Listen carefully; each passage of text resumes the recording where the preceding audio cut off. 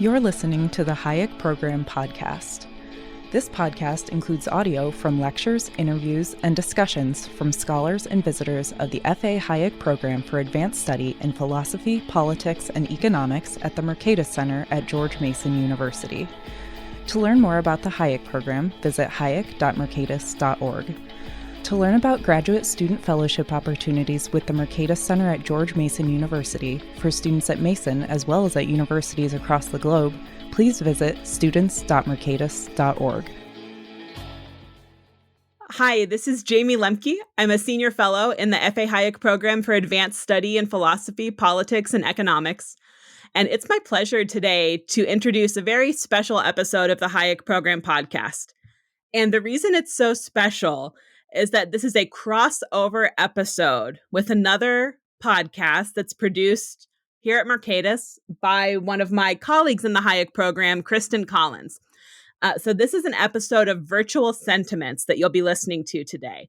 And I know many of you tune into the Hayek Program Podcast because you're interested in exploring some of the really big questions around what it means to live together as a society in relationship to each other, and how we can do this productively and peacefully, and whether you think about the problems that are associated with that challenge as being political or economic or social or cultural or relational or any combination of the above. It's a very interdisciplinary approach that we have taken here, and it's a very interdisciplinary approach that Kristen tries to take as well in the conversations that she is having around new technologies and how we think about the role of technology and technological change in shaping and addressing these big social problems. So Virtual Sentiments just released season 2. The first episode for season 2 features Chris Coyne on surveillance capitalism. And Chris and Kristen have a conversation about the wildly unrestrained way in which the American military has exercised surveillance over not just people around the world, but also American citizens.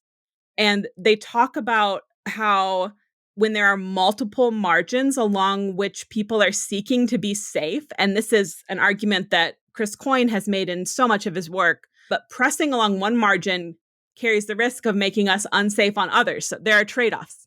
It's not simply a trade-off between liberty and security. There are trade-offs also between different securities or different safeties.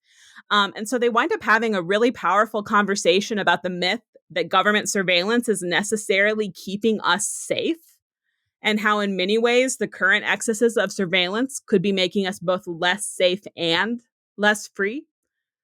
They also talk about whether data collection through what has become known as surveillance capitalism is inherently bad.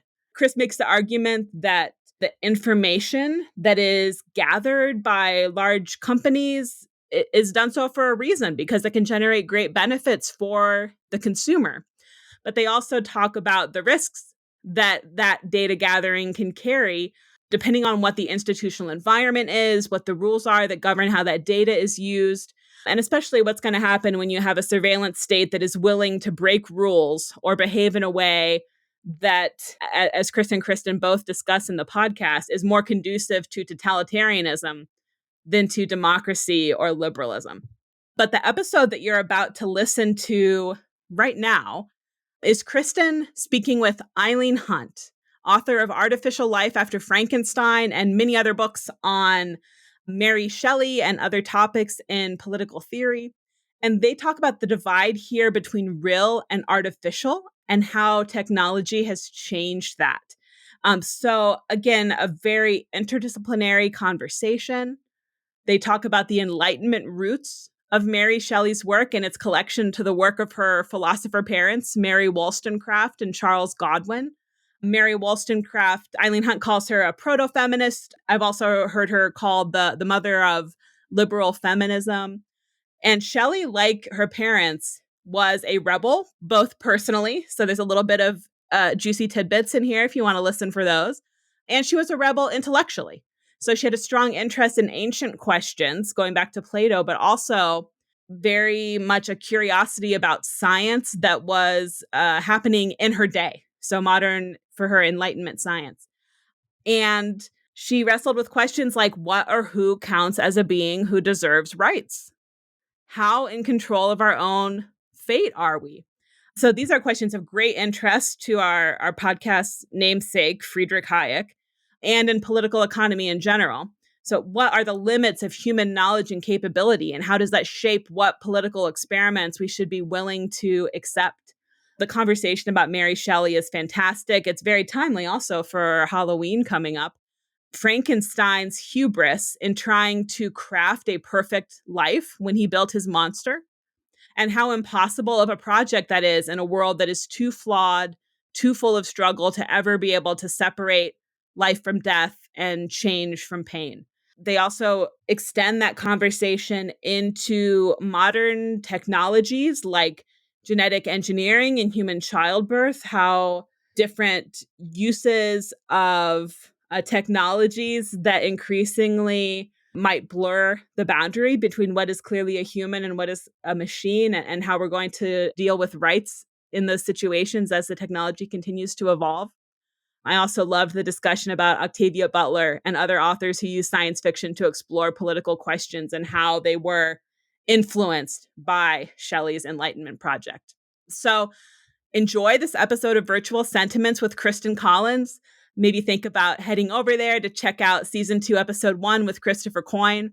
And please do share an episode with a friend if you find one that strikes a chord with you. So take good care, everybody. Hope to see you again soon on either this podcast or on Virtual Sentiments.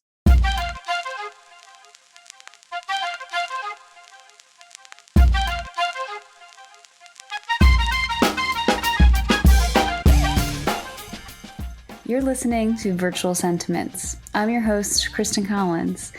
Today's episode is a conversation with Eileen Hunt, a professor and political theorist at the University of Notre Dame. We talk about Eileen's most recent book, Artificial Life After Frankenstein. Eileen helps us rethink the dichotomy between what is natural and artificial by discussing the life and work of Mary Shelley, author of Frankenstein. The artificial life in Eileen's book title refers not just to artificial intelligence, but to ethical debates concerning assisted reproductive technologies used today. Often the debates about these technologies are highly speculative, envisioning dramatic transformations sometime in the future, and neglecting the very real ways that we already use similar technologies. Thinking alongside writers like Shelley allows us to turn our attention to the enduring ethical and political implications of technological change for us, our relationships with each other, and our humanity. I hope you enjoy the episode.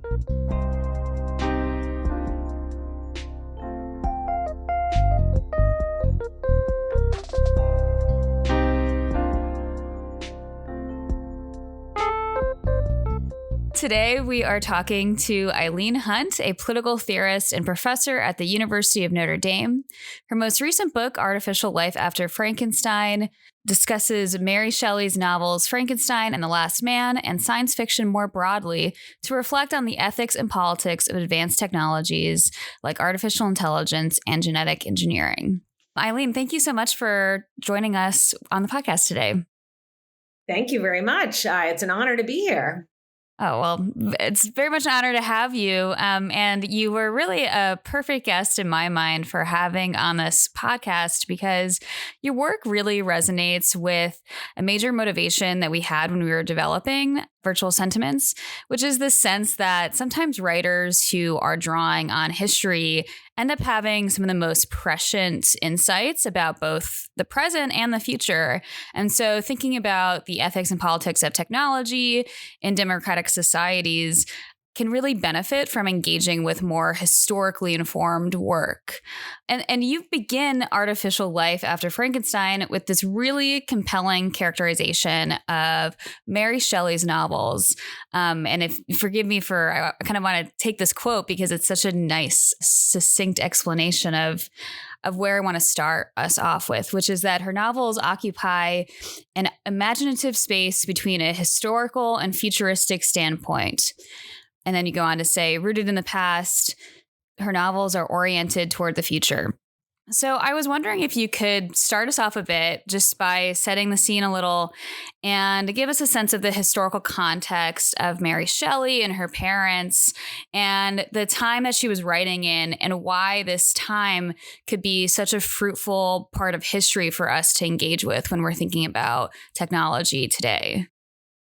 Well, she was in some ways a child of the Enlightenment. The famous Scottish novelist Muriel Spark, who was one of the first modern biographers of Mary Shelley, titled her first biography of Shelley, Child of Light, calling attention to the ways that Mary Shelley, although we associate her with Gothic literature, with Romanticism in particular, and perhaps also with broader critiques of the Enlightenment in the 19th century, Mary Shelley herself was born in 1797. She was the daughter of two of the leading Enlightenment philosophers of the era, William Godwin and Mary Wollstonecraft. Godwin being one of the leading anarchist philosophers of the period, and Mary Wollstonecraft being one of the leading proto-feminist philosophers of the era. So I think Spark was right. It's best to understand Mary Shelley more as a product of the Enlightenment, especially trends in the 17th and 18th century that highlighted the importance of the rise of modern science for the human condition and also for the ways human beings tend to understand and interpret the world. And her first novel, Frankenstein, published in 1818, was based largely in her in-depth research into science of the era, chemistry, electricity, anatomy, and so on. Mary Shelley was very well read in science, so she wasn't simply the daughter of Enlightenment philosophers. She was a product of broader scientific trends of the Enlightenment. I think this is why her work ends up being future oriented, because the Enlightenment itself, broadly speaking, was future oriented in terms of politics, but it also was future oriented because of its investment in modern science. Science tries to interpret the world toward the end of making predictions. Yeah, no, I think that it's really helpful to think about the advancements in science that she incorporated into and thinking about her novel. And you did a great job explaining to her the influence of her famous parents who were political thinkers. But I think what's really striking is that your work and working in Mary Shelley is bringing us beyond the more typical political texts and arguments into novels, into literature. And something that you point out in the book that I really appreciate was this idea that Mary Shelley, writing of herself in her own writing, said that she was so sensitive to counter arguments that it made it hard for her to write the kind of straightforward political tracts that her parents or her husband, Percy Shelley, had written. But you point out how that kind of the awareness of multiple perspectives and multiple sides of an argument is what made her suited to literature or political philosophy. I wondered if you could speak on that a little bit, especially for people who might not understand the sort of different types of writings that you might read in politics and why it's so special that you're working with, in this book and your work in general, what you call modern political science fiction. And how do we get from this sort of literary side of things to science fiction? It's a great question. Well, as you know from your really important work on Bentham and other Enlightenment philosophers, the Enlightenment was an interdisciplinary period. Enlightenment philosophers were, to make a pun, they were Renaissance women and men. They dabbled in every genre. They didn't separate themselves off in disciplinary silos the way that academia has evolved to do in the 20th and 21st centuries. And Mary Shelley also occupied the space in which intellectuals were interdisciplinary. By definition, I think she saw herself, like her parents, as someone who understood herself first and foremost as a writer. And as a writer, she knew that she could choose genres that were most effective for the kinds of arguments, the kinds of viewpoints she wanted to share with her audiences. So like her parents, she wrote novels. Both of her parents wrote Gothic novels, and she followed suit with Frankenstein and then with her great plague novel, The Last Man. But Mary Shelley also wrote across other genres as well. She wrote a lot of nonfiction. She wrote biographies of a number of political thinkers, including Machiavelli and Rousseau. She wrote a lot memoristic writing, including her journals and also letters. She was a devoted letter writer, and some of her best writing is in her letters to many of the leading intellectuals of the period, whether that be her friend Leigh Hunt, wife Marianne, her and Percy's very close friend Maria Gisborne. So Mary Shelley, like her parents, was an interdisciplinary and cross-genre writer. And she didn't see the divides, as it were, in the same way we do between fields like political science, philosophy, and literature. That said, she did see what she was doing as different than her parents. And I think there are good reasons for her to see herself as doing something different than her parents. She saw her strength as her strength in philosophy was not that of her father, who was a great analytical, deductive philosopher.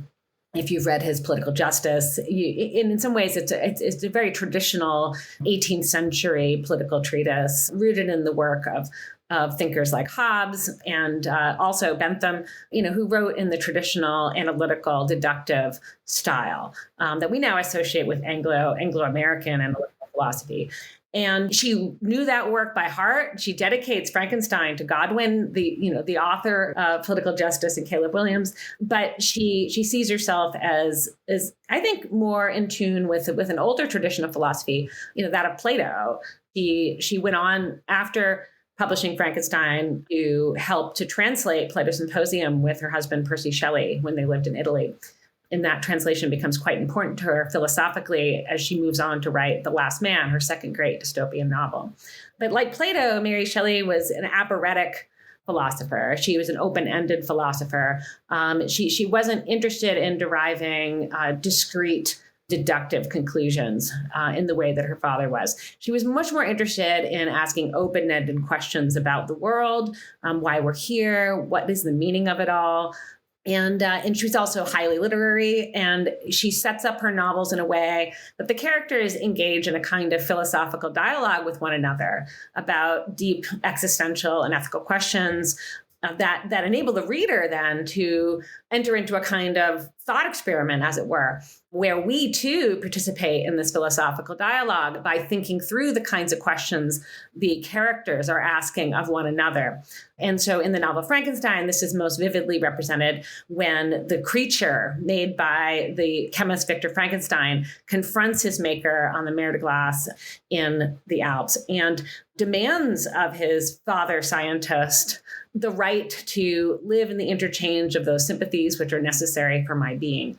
And what I've argued in my work, including Artificial Life After Frankenstein, is that this is in some ways the driving philosophical question of Mary Shelley's work. And it was very much rooted in her mother's work.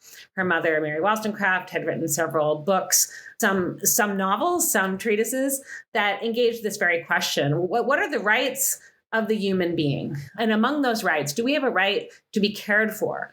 And Mary Shelley, as a devoted reader of her mother's works, dials up that question a notch and has the creature ask, I think, an even more provocative question that her mother had raised in the time of the French Revolution. And the question of the creature is, do we have a right to share love with one another?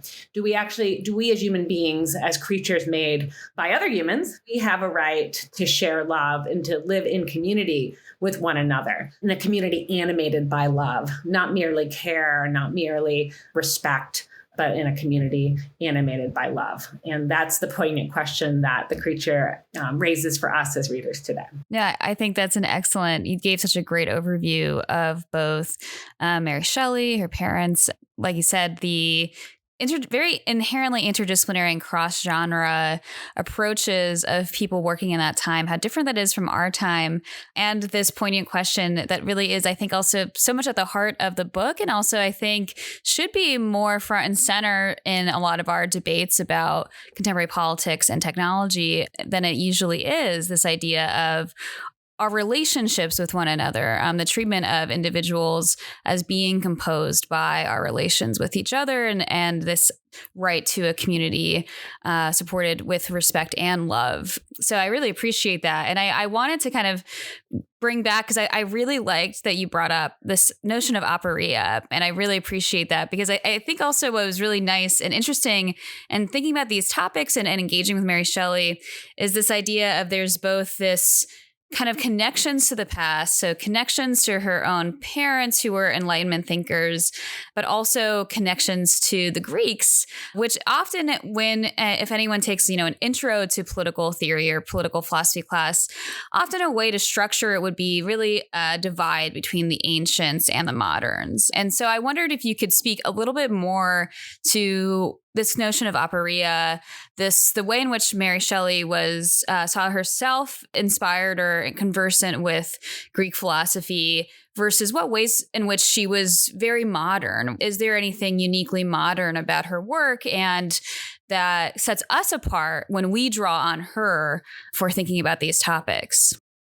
Yeah, that's a wonderful question. I think one thing to remember about Mary Shelley is that when she eloped with Percy, who is a very well-known poet and Republican, also scandalous for his advocacy of free love, his practice of free love, his abandonment of his first wife to elope to Europe with not only Mary, but her stepsister, Claire Clairmont. When she ran away with Percy in 1814, Mary Shelley did something quite radical, not only as a person, as a young woman, but also she embarked on a form of intellectual rebellion with him. But what was so interesting about their way of being intellectual rebels was that it actually was a return to ancient political philosophy in particular. So we know from their first co-kept journal from 1814 to 1815 that almost as soon as they returned from their trip to France and Switzerland that summer, they begin studying ancient Greek together in September 1814. And Mary is a quick study. We know from the journals that she is copying down passages from ancient Greek texts and even adapting them for her own purposes. So, for example, in the end papers of her first journal book, she's adapted in her hand a quote from Aeschylus's Seven Against Thebes. And it's a passage about Oedipus. And she's implicitly comparing herself with Oedipus. She's comparing herself with the dark fate of Oedipus. And I think what Mary Shelley does very early on in her study of ancient Greek literature and philosophy is to become concerned with the question of fate, question of free will. What is their relationship? Are they compatible? To what extent do we make our own fates? Do we make our own tragedies? To what extent does tragedy happen to us and we have no control over it? Maybe we're just left to deal with the consequences of fate. And if so, how much of that is free? And that, I think, really becomes a driving question of her work, going through Frankenstein, going through her great pandemic novel, The Last Man, which comes out in 1826. By that point, of course, Percy is dead. Percy drowns in 1822 off the coast of Italy, leaving her a widow with one sole surviving child. She suffered multiple child loss during their marriage. And as feminist scholars have noted for many decades now, that surely affected her treatment of life and death issues in both of her great works of Gothic literature. So I think what Mary Shelley got from going back to ancient Greek literature and philosophy with Percy was a concern with fate, a concern with tragedy, and how much control we have over the bad parts of our lives. But what made her modern is her profound concern with the history of science. She was very interested in science, how it had evolved in the Enlightenment, and then also how it was happening in her own time, in that she goes to hear Humphrey Davies give lectures that form the speeches of the scientists in Frankenstein regarding modern chemistry. There have been several books written recently about her command of the medical literature of the period, even the literature on Arctic exploration, which shapes the framing of the novel of Frankenstein. Mary Shelley read widely in science, and I think her interest in science actually shapes her interest in the question of determinism as well, because she was familiar with the ideas of Hobbes. She was actually more deeply aware of the ideas of Spinoza at the time she wrote Frankenstein, but she goes on to become more familiar with the work of Hobbes. But both Hobbes and Spinoza are two of the most important political thinkers who advocate for a fundamentally deterministic worldview.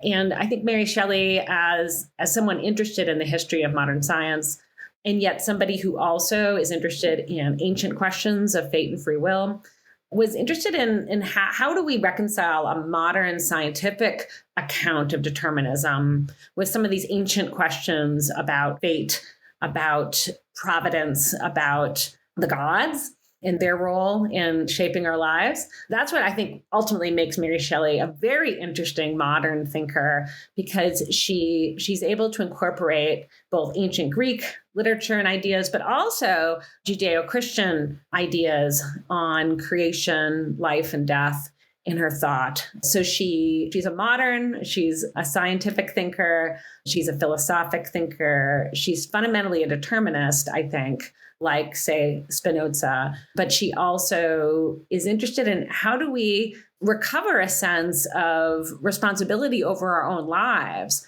given that we are fundamentally determined. And then she resources both Greek literature and mythology, as well as Judeo-Christian creation stories, in order to grapple with those questions in a literary manner, in a way that gives the modern reader new stories, new frameworks, new allegories with which to approach these ancient questions.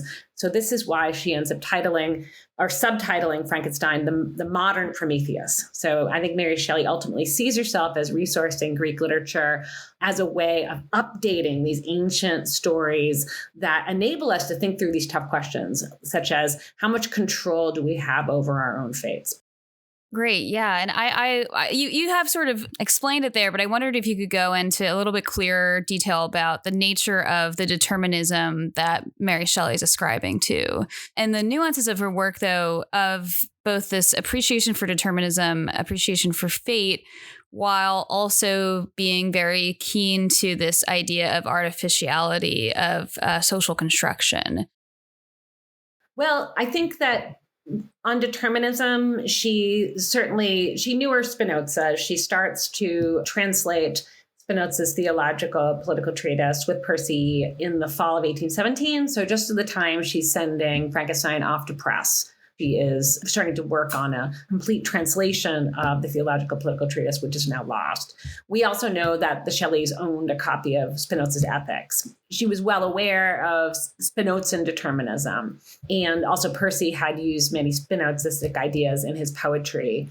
And there's a particular poem, Queen Mab, which most scholars think shaped Frankenstein, but also her later novel, The Last Man. That view, that Spinozistic view of the universe we find in Queen Mab, is one that understands everything is interconnected. It's a very poetic vision of what Spinoza argued for. It's not in that geometric deductive style that we associate with Spinoza.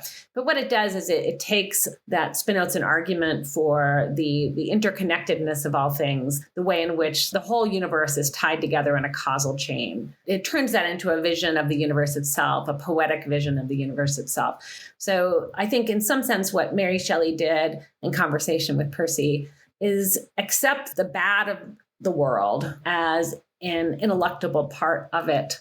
So even the beauty of the world was tied up in the awful, in the ugly, the bad. And this is what makes Frankenstein such a powerful story, because the creature is in fact designed by Victor Frankenstein to be a human being, a very large human being, 8 feet tall. But initially, Victor Frankenstein wants him to be beautiful and intends him to be beautiful. And he selected all his parts to be beautiful. But when he animates him, the creature appears horrid and hideous to his maker, much to the tragedy of both, because Victor Frankenstein is unable to fulfill any sense of parental duty towards the creature out of fear for him.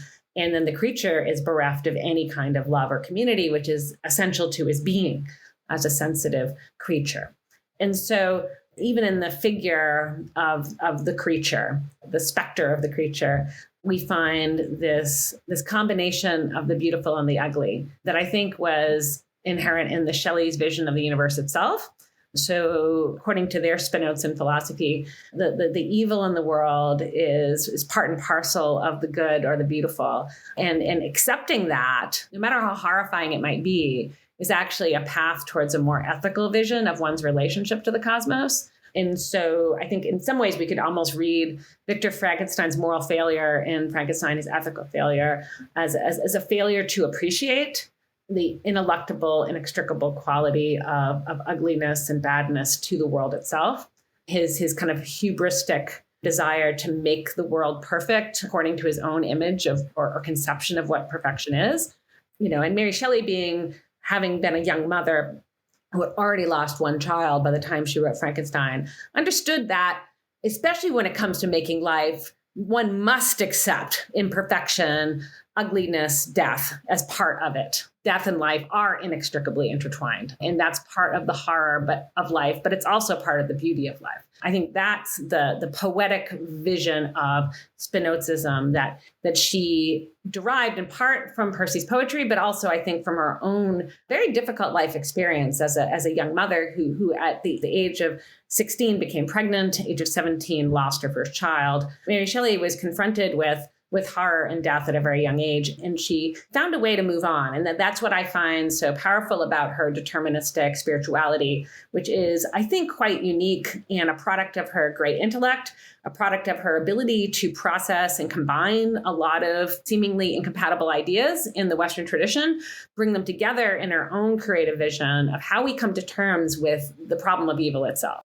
I think also a beautiful vision of both just the concept itself of how we have to combine and see kind of the darkness and the light and the beauty and the horror and tragedy and joy as being inextricably connected and a part of the way that we orient ourselves to others in the universe. I find that, very moving in itself. And then also how you've tied that to Mary Shelley's personal experiences as well as her intellect and this idea of, incorporating and the inextricability of personal tragedies, personal experiences with the philosophical developments and philosophical contributions that she offers to us.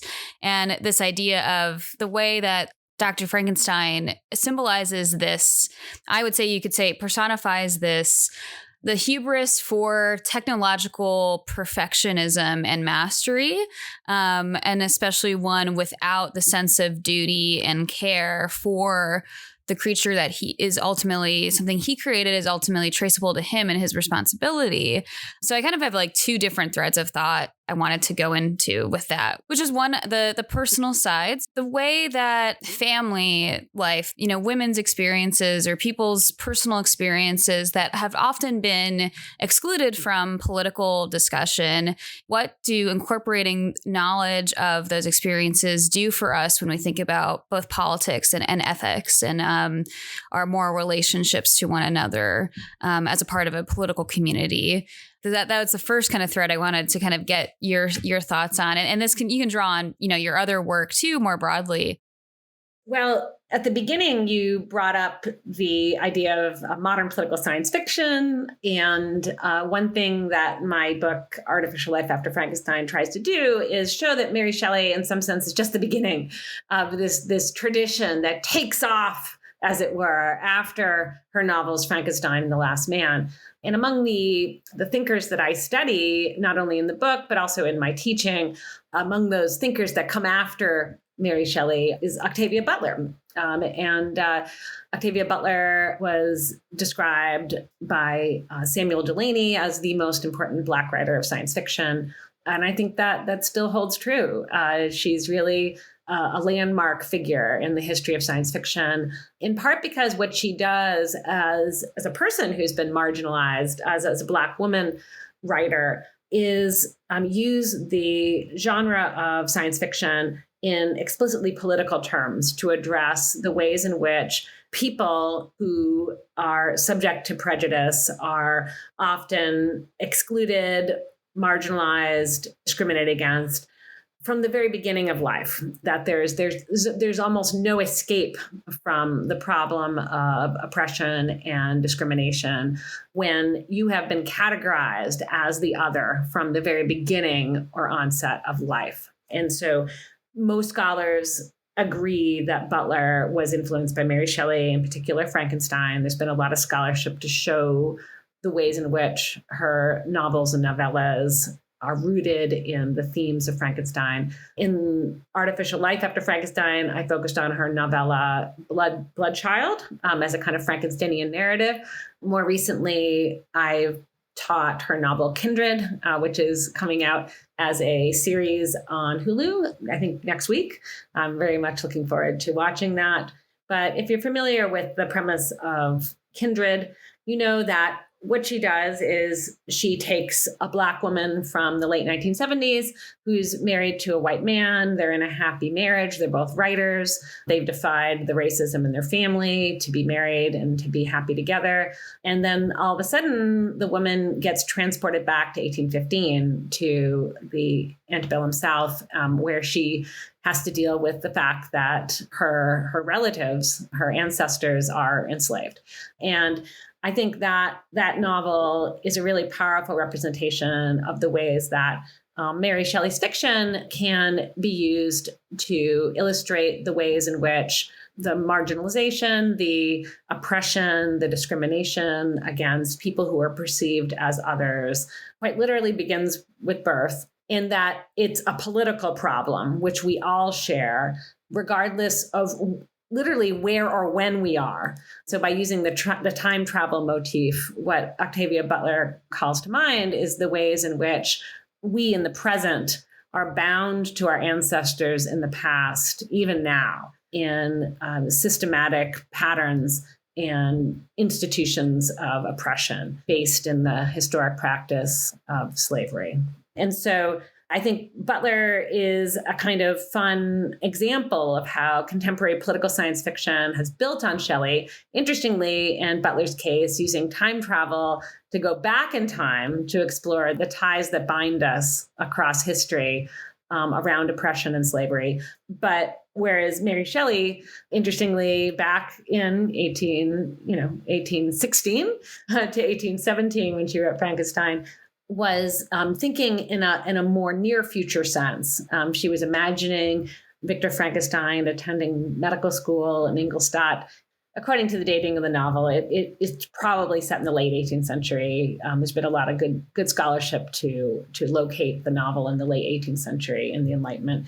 But I think in some ways what Mary Shelley is imagining is obviously futuristic. She's imagining science that still has not been realized fully in our time. And so it's interesting to see how Shelley uses a mix of recent historical setting with futuristic thought on science to create a new vein of political science fiction in the modern era that continues to be, I think, quite inspirational for science fiction writers today.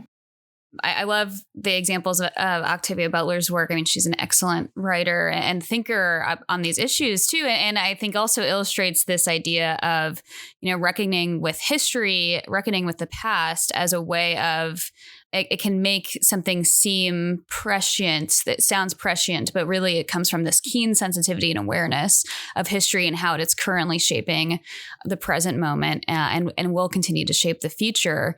And so I wanted to kind of transition a little bit to the contemporary debates that you're engaging with and you're responding with, and how these insights that you have developed in thinking about both, responsibility and care. And I want to contextualize this a little bit, because what I was really struck by in your work was talking about current debates on genetic engineering, but also all sorts of reproductive assistive technologies, and how there's been debates about the ethics of these as though they are futuristic, out there, abstract, totally almost alien technologies that has denied the way in which they already are being used. There's already people who are affected by these debates, whose rights are at play here.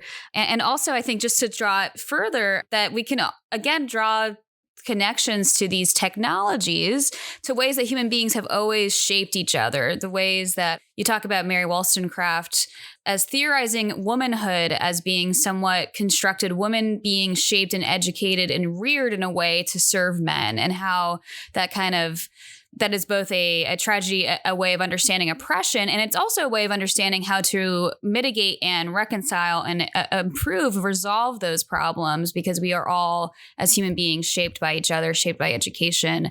So yeah, I just would love to hear your thoughts on that, on this idea of technologically exciting, trendy sense of the way that we talk about artificiality and artificial intelligence and technological change of people, and then these sort of historical precedents and what that does for us to think in those terms.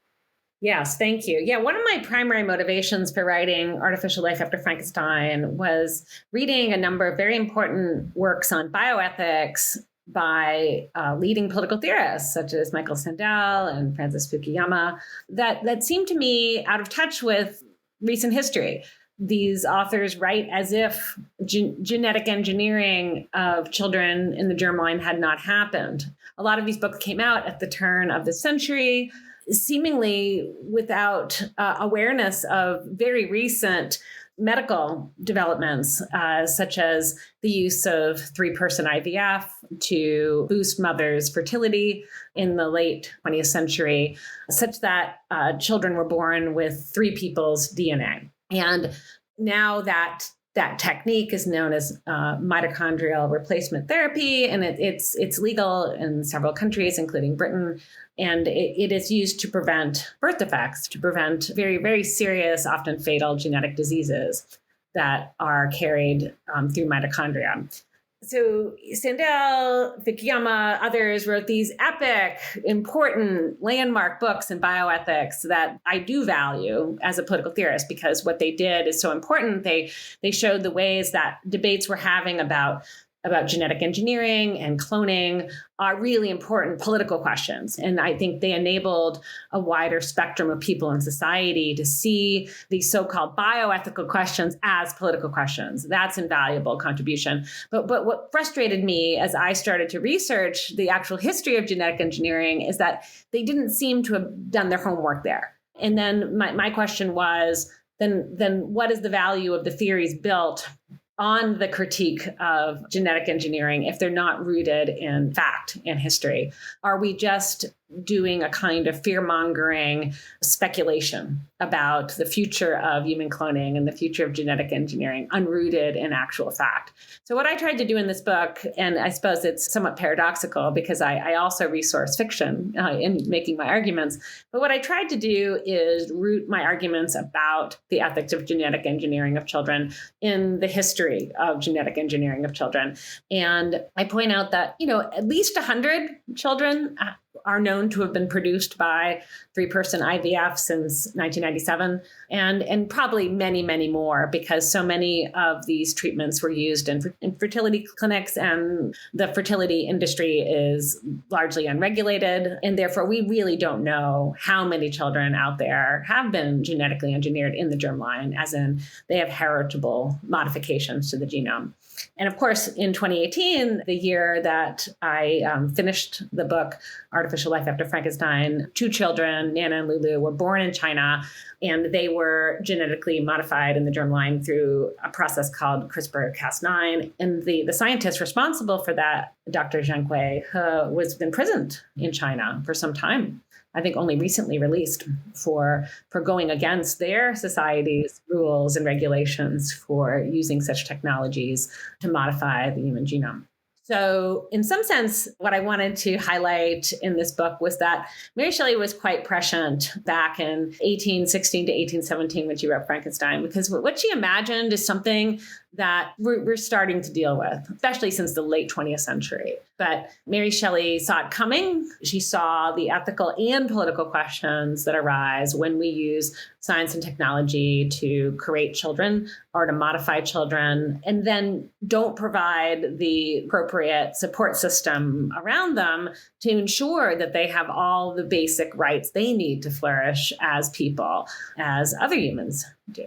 And so that was one of my major projects in Artificial Life After Frankenstein, was in some sense to give the child produced by genetic engineering and other forms of assisted reproductive technology a place in the history of human rights, and then to use Mary Shelley's ideas as a kind of philosophical framework for advocating for their basic rights as what I call artificial creatures. And this brings me to your question about artificiality. In the book, I argue that following Mary Shelley, we should all understand ourselves as artificial creatures. It's not just Frankenstein's creature who's artificial in contrast to the rest of humanity. I think what Mary Shelley's fiction leads us to see, and maybe this comes out even better in her second great work of dystopian fiction, The Last Man, her pandemic novel, she leads us to see that in the ways in which we're all shaped by society, culture, education, often beyond our control, as we were discussing earlier. We're determined, we're shaped by society in a deep way. She would have been aware. She read Locke's essay concerning human understanding before she wrote Frankenstein. Even before we're born, in the womb, we're being shaped by sensation. We're being shaped by experience, even before we're born. And of course, modern science holds this up as we understand that babies, as they are developing in their mother's womb, are being shaped by that prenatal environment. And so I think what Mary Shelley does as a philosophical literary writer is encourage us to understand ourselves as artificial creatures, because human beings are technological animals, to play on Aristotle's idea of us as political animals. We're technological animals as much as we are political animals, because one of the first things we do is we make art, we make culture, we use writing to create an imaginative world around ourselves that then in turn shapes who we are over time across centuries. We pass down that civilization, which is in fact an artifact of our own artificial intelligence, as it were, and we teach one another for better or for worse through that living legacy of our civilizational culture. And in the ending of my book, I venture a vindication of the rights and duties of artificial creatures based on some of the political treatises of the 1790s, such as her mother's vindications of the rights of man and woman, and argue that using Mary Shelley's ideas, we can, we not only can, but we should begin to think about the rights of all artificial creatures. And artificial creatures, to me, encompasses not only humans, and including human children, but also perhaps in the future, artificial intelligences, AI-equipped robots, beings or things that are inanimate now, but might become animate or conscious or sentient or sensitive in the future.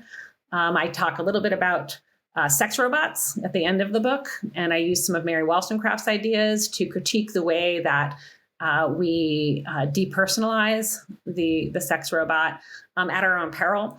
And so at the end of the day, I see the book as using Mary Shelley's ideas to get us to rethink who we are as people, to understand people as artificial creatures, and then to expand our definition of what a person might be by looking at AI, especially humanoid automata, looking at literary representations of humanoid automata, such as Blade Runner, as kind of inspiration for getting us out of our comfort zone and maybe thinking a bit more broadly about what it means to be a being and whether things might become beings and whether we ought to think about things differently as a result. No, I love that. I think that's excellent. And I'm really glad you brought all that up, because that's what I wanted to hear you speak on. And that was something that really impacted me, more specifically, the way that you expand our way of thinking about humanity. Because we use the term humanity in so many ways. So we talk about it as sort of the sense of humanity, an ethical kind of a moral notion of sensitivity. But, I think people might normally think, humanity refers to the biological species of humanity. And what you are bringing us to think about is the way in which we are all interconnected, both ecologically with nature, but also with the built environment that we create, and that we are creating ourselves always in some way historically. And so, you have that phrase of humanity as a built environment. And that is not to say that it's sturdy. In fact, it's to say that it's fragile and it's revisable and it's subject to change. And the way that we create our world reflects back on us. So your issues with the ethics of AI and also sex robots have to do with the world that we create, the objects that we're creating, not just this notion of what are we doing that to others when we do that, but what are we doing to ourselves when we create, and how does that shape the way that we think of the category of human, and do we end up dehumanizing people in some way. And then also, not seeing the possibilities, again, of harm that can be done through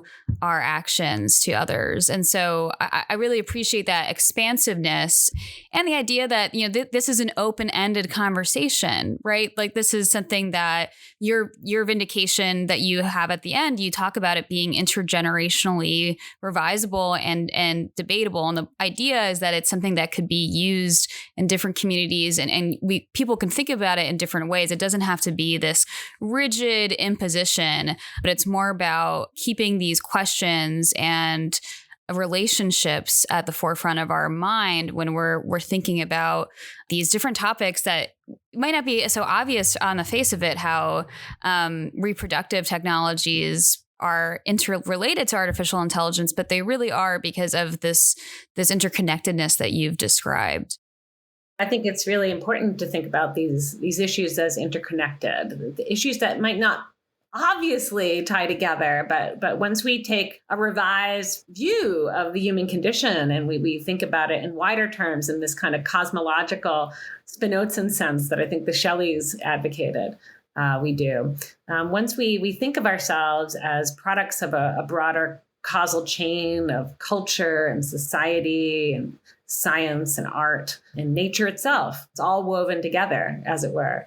Then I think we can see really interesting ethical connections and political connections between things as reproductive justice and AI ethics. And the genetic engineering issue gets at a lot of issues around reproductive justice.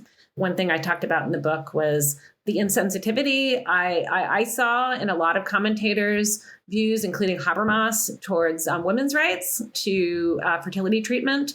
When I took a close look at some of the language he uses to describe artificial reproductive technology, or what we now say more sensitively as assisted reproductive technology, I think Habermas, whose work obviously is monumental and generally has just a wonderfully humane quality to it, you could still see this kind of lingering prejudice against women's rights to do science and technology and medicine, to have children, as if that's wrong. And as if interventions into reproduction haven't been historically, there aren't historical precedents for these types of methods and experiences. And I think it is interesting because it does feel like a lot of what is historically taboo, maybe because people can't deal with the tragedy, contingency, and yes, I mean, the sort of very bodily pain and difficulties that we kind of talked about at the beginning of this podcast that Mary Shelley was so sensitive to, and this idea of taking all that bad on with the good. It does seem like historically philosophers have struggled when talking about things like sex and reproduction because they have been to some extent on the outside of it, and then it perpetuates certain misconceptions and certain ways that are perpetuates exclusions and I don't know the best way, prejudices that affect the way that we then think about some very complicated and important political issues like the rights of children and reproductive justice as you are saying.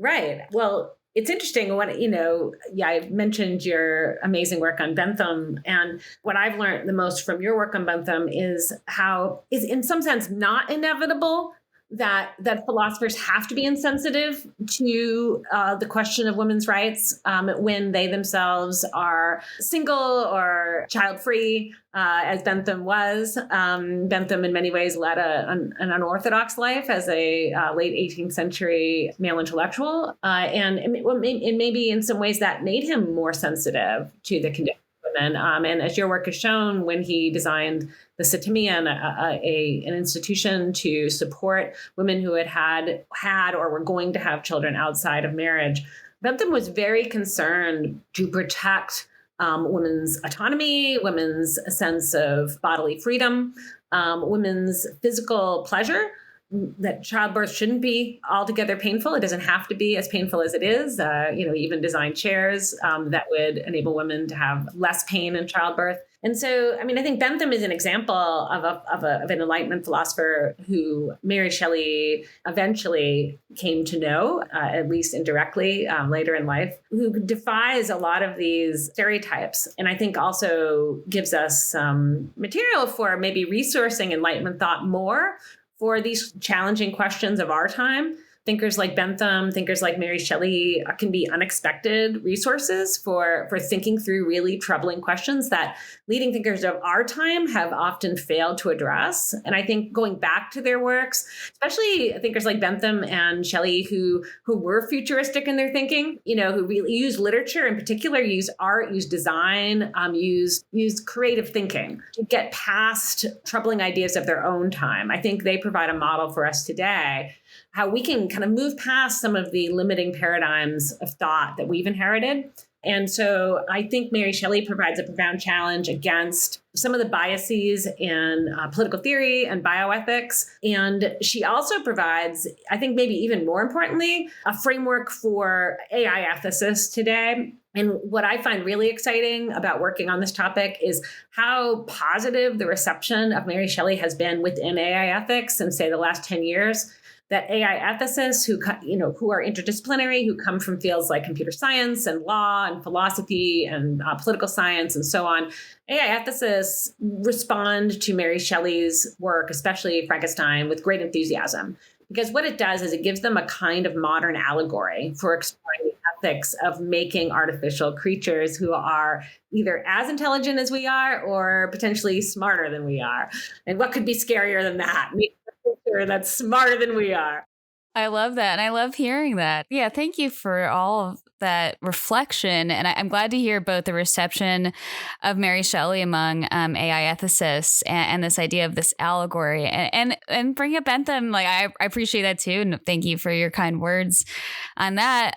Because my work on Bentham really did change the way that I saw the history of philosophy, the history of political theory and the canon, because here you have this thinker. And I think maybe in some respects, potentially the reception of the thinker, the way that different people have read them shapes what gets kind of passed down and what we associate them with. And then we miss some of these very prescient, very almost radically progressive concepts and futuristic ways of thinking. I just wanted to add to that, this idea that, like you said, that with Frankenstein as this allegory and literary genre and not limiting ourselves to the typical political theory text or typical ways of, drawing out a logical argument and expanding our horizons beyond that. Bentham was a thinker who was designing institutions, and that doesn't always necessarily lead to, he's known for the panopticon, which can be it can be used as shorthand for very harmful forms of surveillance. And yet he also designed the sodomyon, which was very, very different form of protection against social costs of stigma around illegitimate pregnancies that were specifically related to the sexual double standard. And so I just point that out to say, you didn't have a straightforward essay on here are all the problems with the way that we treat women and we treat sex and reproduction and marriage. Necessarily did write about those things. But it's actually when you go beyond that, when you see he's reading, Gothic literature and he's talking to different people and you read the archives, that's where we kind of reimagine and rethink some of the ways that we've thought about political philosophy, political theory, and also, ways that we can reimagine our politics today too. Yeah, it's wonderful. And just to tie it all together, I was able to go to Oxford's Bodleian Library this summer to study Mary Shelley's journals and other manuscripts from her family's collection there. And one thing I found is an essay by Mariah Gisborne, who was a friend of both Wollstonecraft and Godwin, and then became a very close friend of Mary Shelley. And Mariah Gisborne was a friend of Bentham's. And this essay that is in the Bodleian describes her meeting of Bentham in Constantinople in 1785. And where it gets really interesting is not just the content of the story, in which Mariah Gisborne reflects on how progressive Bentham was on gender and defends him against some rumors that were circulating about him at the time, that he hated women, and she vindicates Bentham and says, no, he treated me with total respect. He respected me for my mind and my musical ability. Then, of course, this is little known, and this is why this document is so important. Bentham goes on to hire her to be the secretary on the Panopticon project. And then it gets even more interesting, and to tie it all back to Mary Shelley, it's Mary Shelley who enables Maria Gisborne to get back in touch with Bentham right before Bentham dies in 1832. And Mary Shelley is the one who basically arranges for Maria Gisborne to give this testimony of her early relationship with Bentham. And so this essay dates from 1832, right before Bentham dies.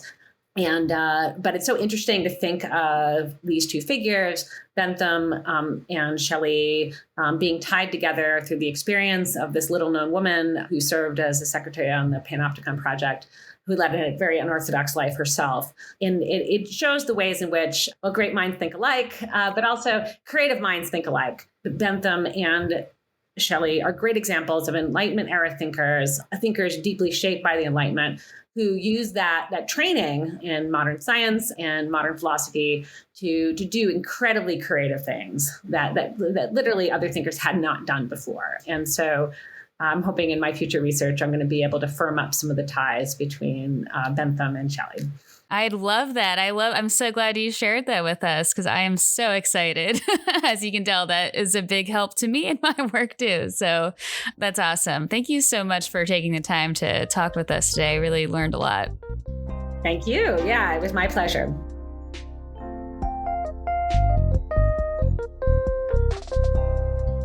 Since this is our last episode of our first season, I wanted to close out with some thoughts both on what we talked about with Eileen, but also kind of the broader arc of this season and what we hope to talk about in our next season, which we are currently preparing.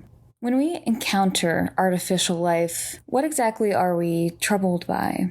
Is it encountering something artificial? I think our conversation helped us think about the fact that artificiality, creation, social construction, these are all inherent to the human condition. This is what we do as people. We create the world around us. And we use technology to facilitate what we want to do. So it's not so clear that mere artificiality is what might cause anxiety or fear.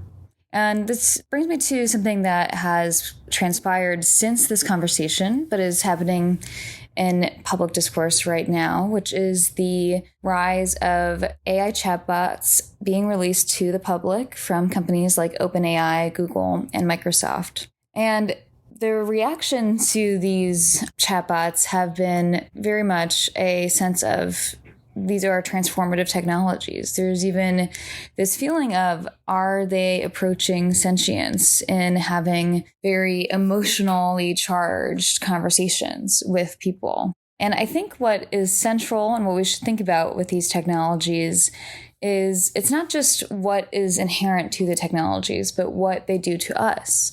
It doesn't necessarily matter whether an AI is actually sentient in the sense of someone can perceive them as sentient, and in doing so, it'll affect the relationship that they have with that technology and with other people in their lives, and it will affect our entire community as well.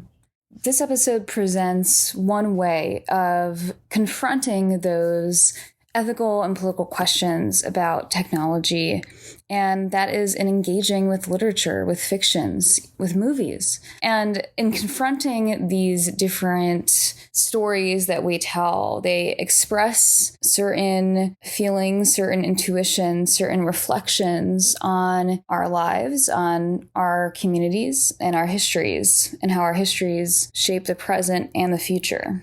I want to clarify one concept that we talked a little bit about, and that is the notion of aporia. Aporia comes from Greek, and it's the idea of confusion, a moment of befuddlement, puzzlement, especially as Eileen talks about the open-ended nature of the endings of books like Frankenstein that leave you with a lingering sense of unease and also change, a reflection, a willingness to rethink your opinions. And that this is necessary for intellectual growth.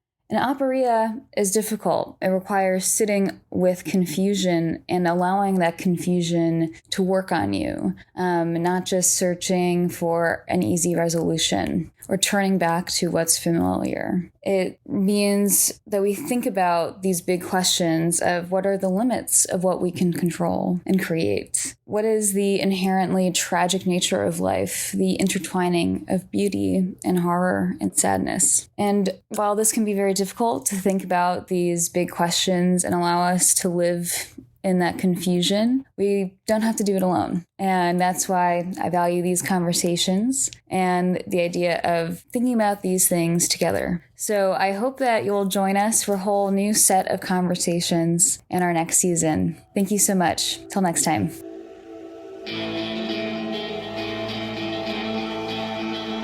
Thank you for listening to the Hayek Program Podcast. To learn more about the research, scholars, and work of the Hayek Program, visit hayek.mercatus.org. For more information about graduate student fellowship opportunities for students at Mason as well as at universities across the globe, please visit students.mercatus.org. We hope you recommend students to our programs or consider applying yourself.